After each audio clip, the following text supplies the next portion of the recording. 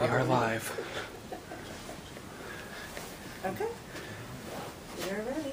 Well, welcome to Dances with Catchers. My name is Jenean Atwood Baynes, and I'm the PitchCon coordinator. I am all things PitchCon. Joining us today, we have Stephen Wright, VP of Development for Mandt Bros Productions. Now, before we get started, I just want to let everyone know that if you have questions, and I'm sure you will, you can tweet them to #NATPE or enter them into the Stickcam chat area. Are you ready? I'm ready. Okay, let's jump in. Now, I know you graduated from Hampton University School Yes. of Business. Yes. Excellent, excellent school. And now you're in development. Yeah. Was that always your plan? My plan was really just to get involved in production. Development was sort of a niche that I found, number one, just because that's a job that exists year-round. You know, all the jobs below the line in production are very contingent on you being in production. Right. When you're not in production, you're always in development. When you're in production, you're in development. So that's sort of how I found a way to make sure that I was employed consistently. Okay. Okay. Now, of course, I get a chance to look at your bio, and there's extensive experience. You were a PA, you produced music videos, commercials, all kinds of things. Did any of that prepare you for what you're doing? Absolutely. I think, the main thing that I'm doing right now is looking for interesting characters and interesting stories. So I think, my earlier experiences helped me, one, just understand that business is a people business, it's a relationship business. People want to do business with people who they like, who they can kind of get along with. And so I think if you... Say that again. Listen, everybody. People want to do business with people who they like, who they can get along with. So I think, learning how to do a good job when you're, as a PA or as an assistant, when you're doing stuff nobody wants to do. When you learn how to do stuff like that with a smile on your face, you kind of just can build a rapport, and just being a pleasant person to be around. So I think that definitely helped me. So there are no small jobs? No, absolutely not. Okay. Now, while you were previously working for an international media and distribution company, you split your time between the Philippines and Hong Kong, and you were developing original content for a Southeast Asian market. Yeah. Tell me about that experience and how that market differs from the U.S. market. I think basically the company that I was working for, we ran a satellite television station called Fashion One, which was competing with Fashion TV. So that was, 24/7 around the clock content in the fashion space. So there was docu-soaps on models. There were live news and event coverage, different fashion events and runway type events, things of that nature. So that was the bulk of what we were doing. So it really appealed to just the fashion audience. Fashion is pretty universal. People just like nice clothes and that whole lifestyle. And besides just being, the majority of the shooting that we did was in Asia, but it was throughout Asia and Western Europe as well. So it was pretty similar to the market out here. That channel could do well out here. I think it was launched. Okay, any differences, things that you found? Like, there's things that you look for content for this market that wouldn't even consider for that market? I think, the tastes and preferences of that market are a little different. The culture is different. What they value is different in parts from what we might value here in America. There's a story just recently I saw about Ferrari was launching, doing a media campaign for this new Ferrari they have, the Year of the Dragon, and they rented some special landmark or something in China. And during the presentation of this new Ferrari, they did a burnout on this statue, on this wall. Apparently got permanent skid marks on there, and it was a huge uproar because not only they destroyed this landmark, but very ostentatious displays of wealth are sort of frowned upon. So we have to, just be cognizant of, what kind of image you're portraying and what kind of, values your content is portraying as well. So along the same line, we're talking about different markets. If I have an idea for a show, should I automatically consider the U.S. market, or should I just think globally and think about other markets that it might work better in? I think really the markets that you're trying to decide on in terms of where you want to launch your product are really just a function of the distribution medium that you want to use. So for instance, if you know, you're talking like some kind of short format, you know, 3 to 7 minute video that you might put up on the internet. Then you can think globally because, you know, YouTube is an international distribution platform. Right. You know, all those audiences are global, which is something I think people really need to take advantage of. You know, the internet as itself, you know, is a global platform.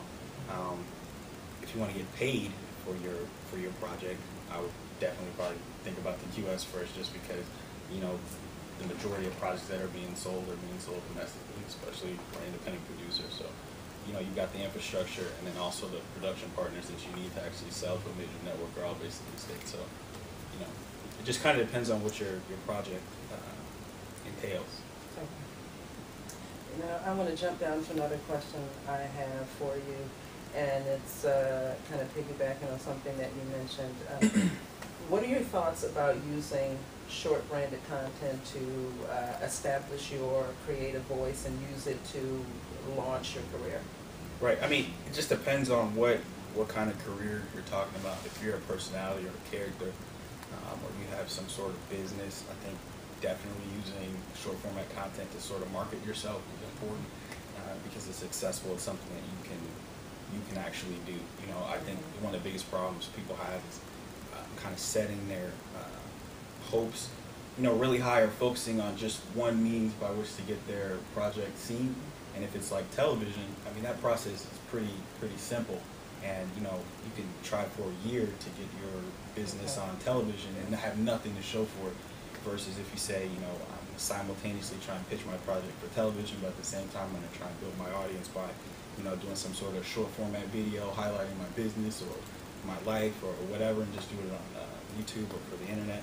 I think that's you know, really important too. It doesn't hurt, and it adds credibility to you as a character. You know, they're looking for people who have a following.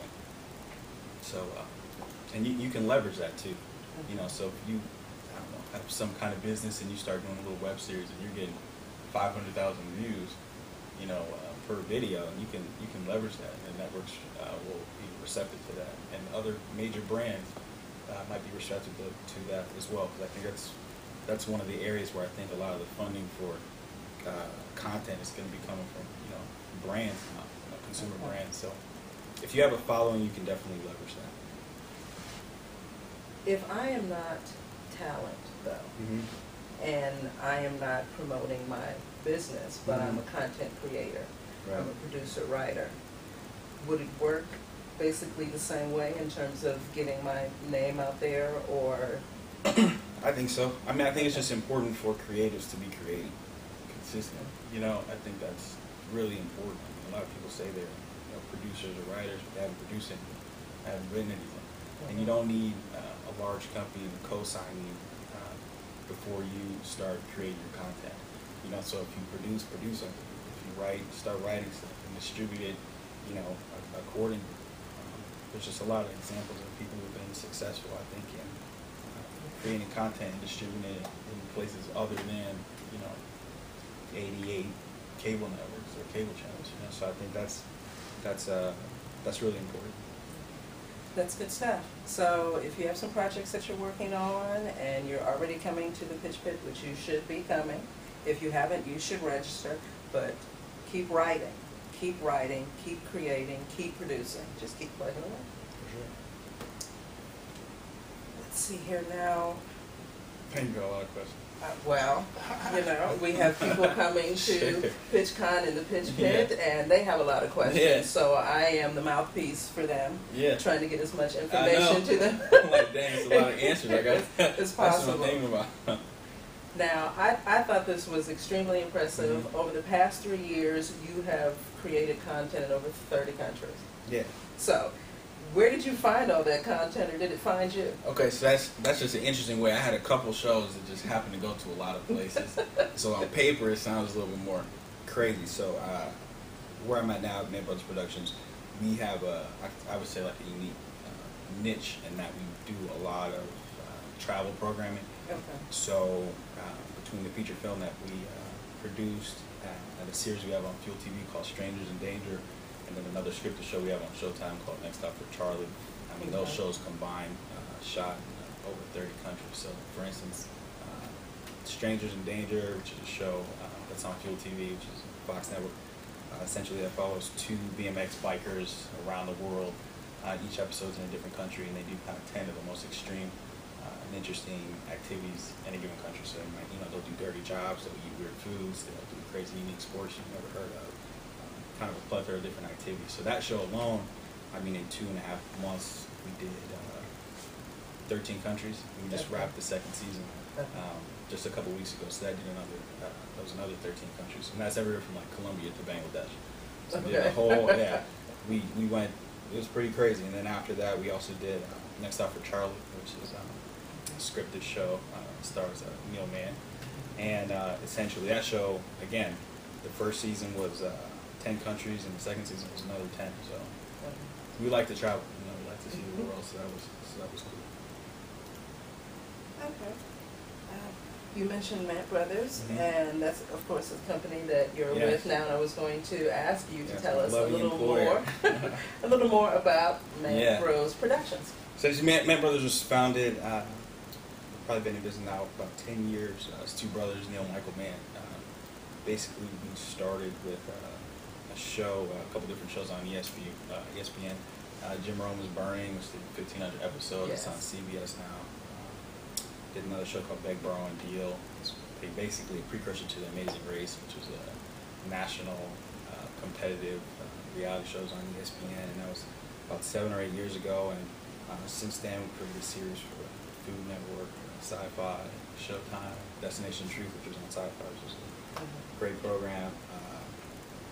Done stuff for just a plethora of different networks. And again, like this year coming up, we've got a bunch of pilots in development at a bunch of networks, but for sure the second season, Next Stop for Charlie, that'll be premiering on Showtime in a couple months, and the second season of Strangers in Danger, which is on Fuel, that'll be premiering in a couple months as well. So keep us busy for sure.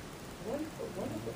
Well, of course, we are hoping that when you participate in the Pitch Pit next month, that you will find some interesting projects to add to your lineup. Now, I know this is going to be your first time participating as a catcher, so welcome. Thanks for joining us. You've already filled out the catcher mandate, but I would love for you to give them a little more information, a little more insight into exactly what you're looking for. Okay, so, we're pretty lucky. We've done business with a lot of the major networks. We have good relationships at all of them, so we, with our past expertise and kind of our infrastructure, we feel comfortable really being able to pitch to any network. So primarily what we're looking for, which is the same as everybody else, is just big characters, conflict, and stakes. Formats not so much. We're interested in formats if there's talent attached. If there's no talent attached, formats are just a hard sell. But we are interested in it. But just big characters. People who are bigger. They don't need to be Snooki big, but whatever world that character exists in, they need to be the biggest thing in that world. And they need to have some sort of glue that holds all the characters in your show together that's interesting or different. So unique worlds, unique businesses, interesting and unique characters, stuff that looks different than what you see on television right now. I think that there's definitely a push towards getting more minority characters on television, especially people of Latin American descent. That's really big right now, just statistically. So we're definitely looking in those directions. Just big characters. Big characters is really what we're looking for. Big. Just characters. Absolutely. Okay. And when you say you're looking for projects with talent attached, what level of talent is going to really make you do a double take? It's not really about are they a celebrity or not. That is really irrelevant. Just means somebody who you want to see on TV. Who's the next Dog the Bounty Hunter. The guys at Pawn Stars are the ones who really make Pawn Stars a cool show. All these shows are now, the majority of them are just really character driven. So it's not, they don't need to have a certain status. They just need to be dynamic and stand out. And you really just, when you see a character within like 15 seconds, like, oh yeah, that's something, or like, that's It's not, you know, we're looking for characters who don't have to be produced to be interesting. They need to already be interesting. Okay. You know what I mean? They already need to pop. And I think you just know, you know, you just know. Okay. Is there anything that you are definitely not looking for? So if you have that kind of project, don't sign up for Mandt Bros because it'll be a waste of your time. Pornography.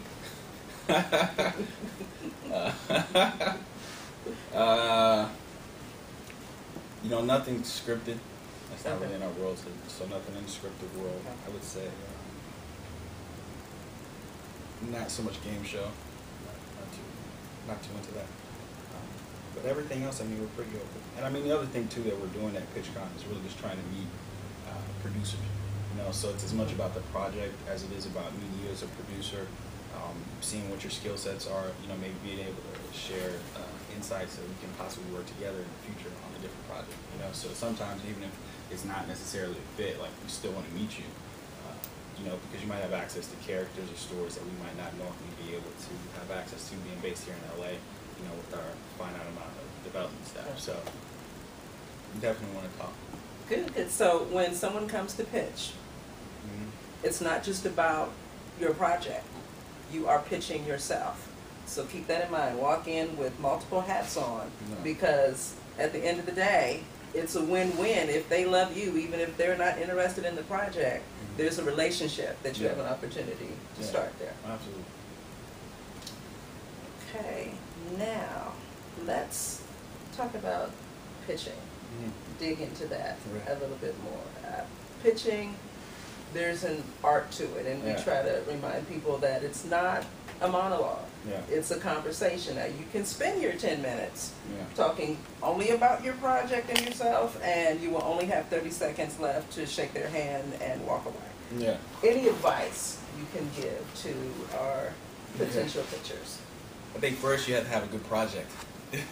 That's really important, because if your project sucks, regardless of how well you pitch it, it's just not good. And I think in preparing your pitch, it gives you insight into whether or not your project is good. You know what I mean? Because it forces you to have a good pitch. You have to really know your project. You know, if you really know your project, you're gonna have a good sense of whether or not this is good. So, you know, really knowing your stuff. So if it's a format, it's understanding. You basically just want to be able to answer all the questions that are asked of you. You gotta really know your stuff. Like, I don't want to be figuring out what your show's about. You need to know it inside and out. So if it's a format, you need to have, you know, it's a game show that, you know, has some unique set of circumstances. Like, have 20 examples of what those circumstances are going to be, or what those challenges are going to be. If it's, you know, like a docu-soap where we're following around a group of people, I mean, define what follow is. You know, people always say, we're going to follow them around this person. You know, be able, you know, what is the meat of the show? You know, think, you know, I feel like the networks want to buy into stuff that they can have 4, 5, 6, 7 seasons of. You know, so really be able to talk through, you know, 10 episodes. Like, if somebody were to ask you, like, well, what, you know, what's the show going to be about? You know, the first episode is, oh, they're going to go out and they're going to party. You know, they're going to get drunk and they're going to spend some money. It's like, okay, now that's done. What are they going to do the rest of the season? So being able to really see, just having vision, you know, and just know your characters, just really know just knowing your stuff. And I think people respect that, because it's easy to see when somebody knows what they're talking about and when they don't. And so again, I think a good pitch is somebody who's just prepared, you know, who's looked at their project critically, who knows what the holes are. You know, it's like, okay, I've got this great talent, I've got this business that's really interesting, but, you know, I do understand that their business is not really thriving right now. So here's where we might have to, you know, do some extra producing. Like, you know, just knowing the strengths and the weaknesses of what you're bringing to the table is good. Do your homework. Know your stuff. Absolutely. How flexible should a content creator, producer be in a pitch situation? They come in, they have this idea, it's their baby, they've been working on it for months or years, and they see it this way. It is this format, it should be on possibly these couple of stages. That's it. Right. How flexible should you be? Extremely flexible. I mean, I mean, if you Could want you say that again? you have to be extremely flexible. I mean, ultimately, somebody else is going to distribute this. I mean, it just depends on if you want your stuff bought. You don't have to be flexible if you just want to go out and tell a lot of people about your idea and argue with them. Okay. But, again, each network has a specific mandate. They know their audience. Right. You're just one person. You can't, even if you had a Nielsen box, you couldn't move the needle on the ratings. So it's, your opinion, I think, is important, but I think you also have to know there's no way in the world that you can know the mandates of 80 some odd networks enough to be able to tell them that it should be one way when, maybe they know because of their research and their, dozens of people they have on staff who are analyzing their audiences, what the direction of the network is. They just know, more than you do. So, plus, people only, again, I think this is very important, right? If you come off as not flexible, people do not want to work with you. Okay. And they're going to be like, you're going to be a pain, and, a pain in my butt. And so, majority of these, if you come as an independent producer, first you got to partner with a production company. Right. So you're not even selling it to the network, you're just partnering with us. And, majority of production companies, I mean, honestly, if you're already the middleman, honestly. Right. Your only currency is the talent that you have attached to your project. Like, honestly, that's what you got. Not your skill sets, not your showrunner abilities for the majority of people. It's just somebody with an idea. And so what people really want is just that talent. You just like an agent, essentially. So I think the more flexible you are, the more people want to work with you, and the more involved you can be with your show idea if it does somehow end up getting sold to a network. But if you come on from the beginning like, oh, it's got to be my way or the highway, they're not gonna jump on your project. Yeah, or they're gonna push you to the side. Nobody wants to have that in the meeting. So you definitely gotta be flexible, or come off with the illusion of being flexible. Right. It's one or the other. Okay. Now you touched on something that I definitely want to circle back to, and oftentimes we have people that are coming to the pitch pit, and of course they want to pitch to the big ones, the big names, and it's their first time. They have no credits. They don't have a name this time. They have absolutely nothing but their idea. And always dream big, and also dream realistically. So it's companies like Mandt Brothers Productions and some of the other companies that are coming that are the middleman. You have relationships with the big ones, and so they really need to make sure that when they're selecting their choices that they consider companies like this, because you guys can get on the phone and say, you know what, I just heard some really great ideas, and I was already coming in to talk to you, let me come tell you about it. Yeah. Well, the first thing is, I think if by big ones we mean like, you mean networks or even bigger production companies? Bigger production companies, networks. You pitch to a network and you're an independent producer, even if you have a great idea, they're either A, going to try and just give you a finder's fee and take your idea and just totally boost you out. That's just real. Or they're going to call up another production company who they happen to like. It could be us. It could be, a bigger one, a smaller one. It just depends on who's making the phone call. So ultimately, you're going to have to work with a production company. Just period.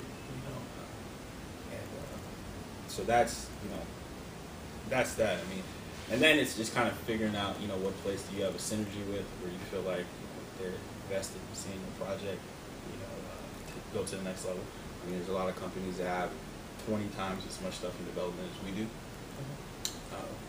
So maybe you might want something like that. But for us, we kind of cherry pick the kind of projects that we want to get behind, and then we are invested in seeing those things come to fruition. We'll go out and pitch it a couple of times. I mean, it's easy just to get locked up into a deal for a year with somebody who goes out and takes your project and pitches it one time.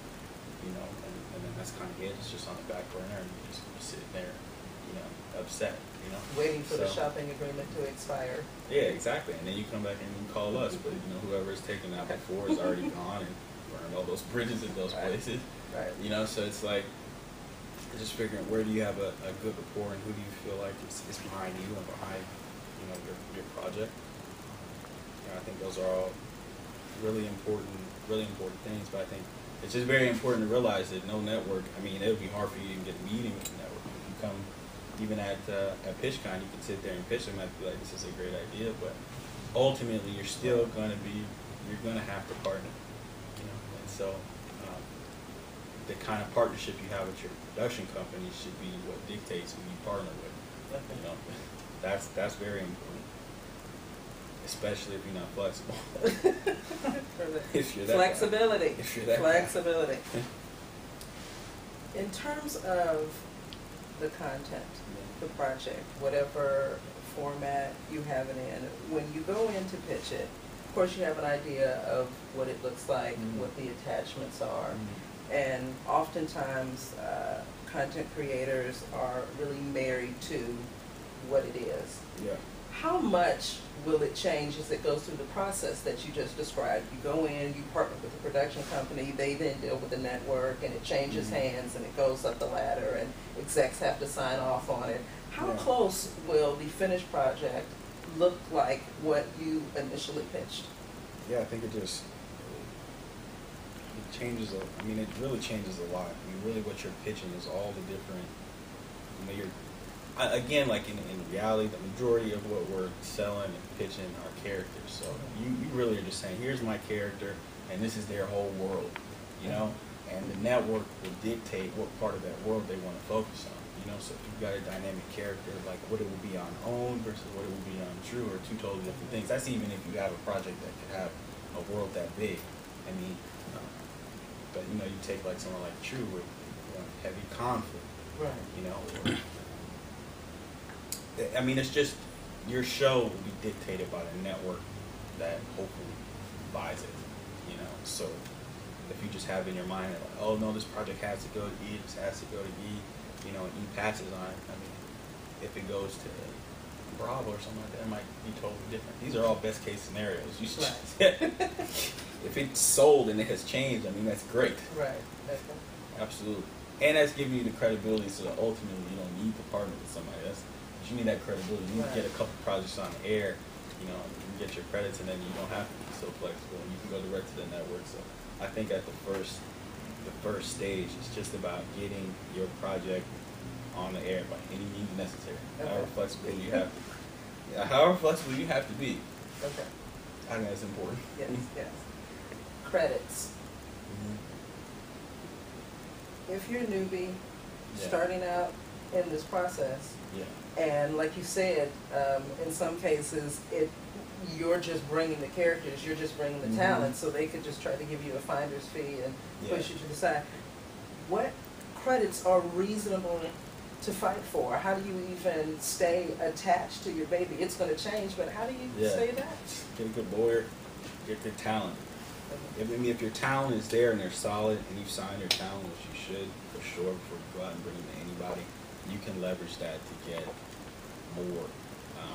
But you know, like showrunners, they have to be approved by the network. So that's not something that me, representing a production company, can even promise somebody. It's a showrunner. That's the network has to sign off on it. You can get a creative by credit.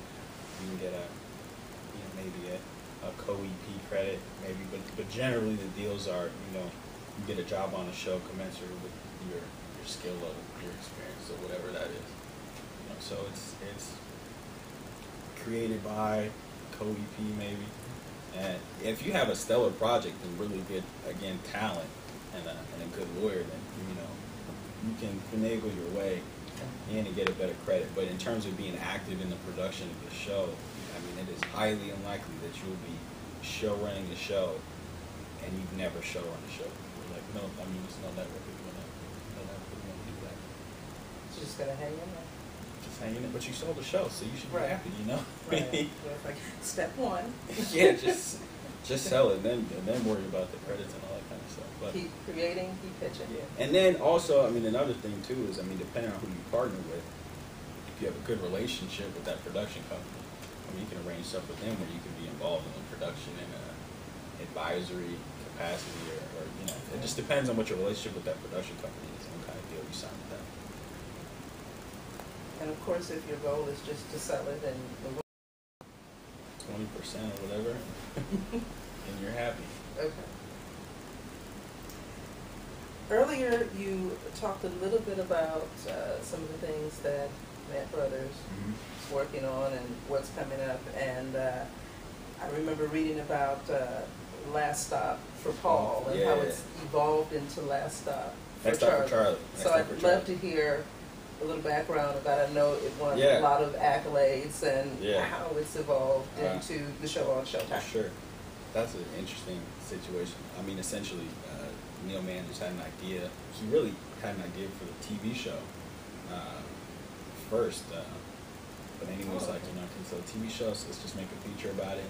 Essentially, you know, it's about a guy who is just going around the world spreading the ashes of his friend. He kind of just gets involved in a lot of crazy scenarios, shot all over the world. Showtime saw it, they liked it, and said, hey, you know, can you do something like this, but in a series capacity? Okay. So of course we said, yeah, we can do that, no problem. And we did it. Came out really well. It's Thursdays at 11. Just finished last year. We just shot the second season, so that'll be premiering in a couple months. It's really fun. And we're going everywhere too, from like, you know, Lebanon to Israel to it's hilarious. It's a funny show, so go see it. Okay.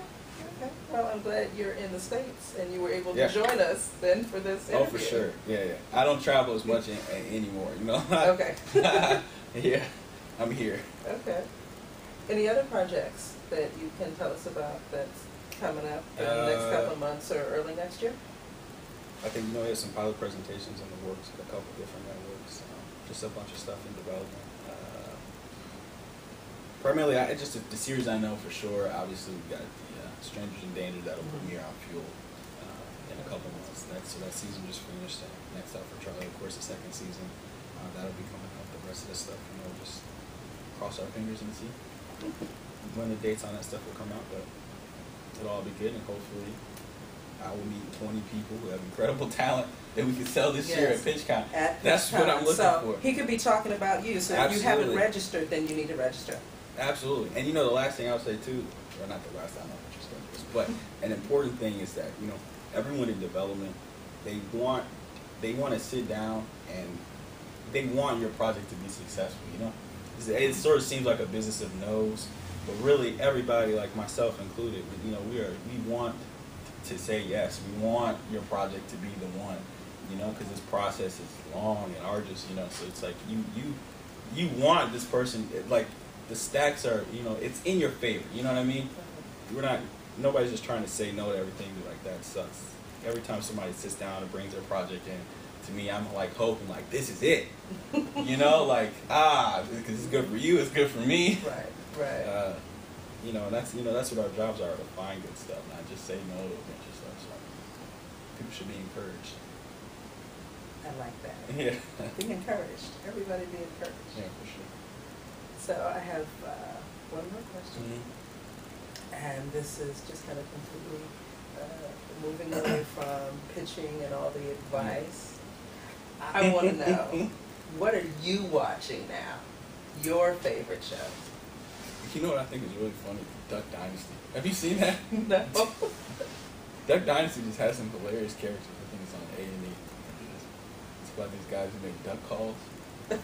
I did see that. That's okay. Funny. I did see the trailer for that.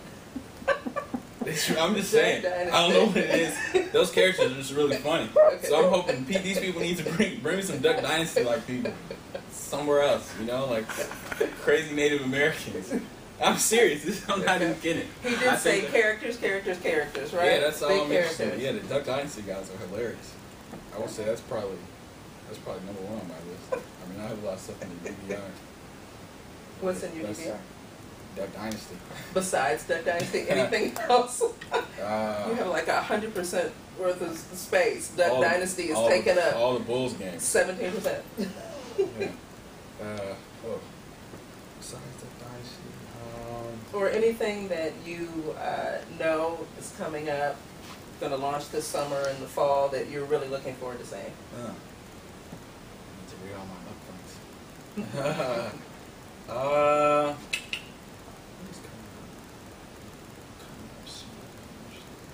don't know, my brain is frozen on that. I'm always thinking of what's new. I'll have to think about that. I'll tweet that later about what's coming out. We'll put it on the website. Yeah, for sure. Hopefully something that I find. Good answer. You know? Good answer. That's something another that reminder to tell you that something I found in PitchCon. Right. Yeah. You haven't registered, register. Absolutely. Because that could be it. Yeah. Well, Stephen, thank you. Thank you. Thank you, thank you. That's all we have time for today. Stephen Wright will be a catcher at PitchCon. So, go to the website, www.pitchcon.org, and look for the 2012 catchers. His mandate is listed there. So, if it's a good fit with the projects that you have, then you want to make sure that you select Mandt Brothers Productions as one of your top choices to pitch to. And I have a little extra something special that we've put together this year for everyone. This grid will be available on the website, and it's catchers at a glance. So it's basically all the information that is listed in the mandates online with each individual company. We put it together in a grid, and it's broken down by formats. So is it scripted? Is it non-scripted? Is it reality? Digital new media? We've broken it down by platform. So is it broadcast? Is it cable? Etc.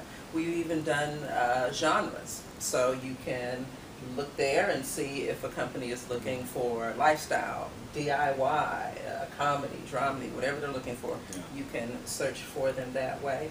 And also elements. Are they looking for spec scripts, show pitches? Are they looking, you mentioned producers, are they looking for writers? So I think this is an excellent handy-dandy resource that we've made available for you ahead of time this year. My suggestion would be when this goes live online, and that should be by 5 o'clock today, PST time, check this out, find out what format, what platform matches your projects, then go back to the website, look at the 2012 catchers, click on their individual links so you can see their mandates and see the details. So I hope this helps you, and again, if you have not registered, well, you don't want to miss your opportunity to pitch to Stephen Wright. He's looking to say yes. He wants to say yes. So you need to register so you can come and pitch your project so he can say yes. See me first. Yes. Next week joining us will be Greg Spring of Spring Theory, and he will be our next catcher that we interview. Until then, see you next time. Cool. Good stuff.